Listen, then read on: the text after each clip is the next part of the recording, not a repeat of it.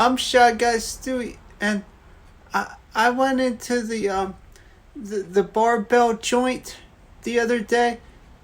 There was a lot of hardworking people there. I mean, I'll give them credit.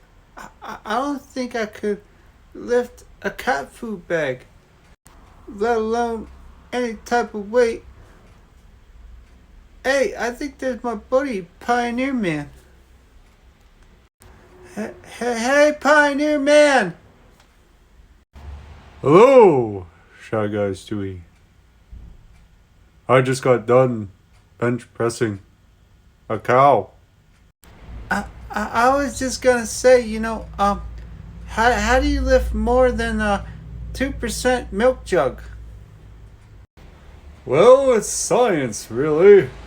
You know, the bigger the limbs, the more that you can push. The steadier the steer, the more drag. Oh, okay. Oh, okay. I got you. I might have to start out with just the small pounders. Then I might be able to work my way up the ladder. Maybe the ladder rope. No purple.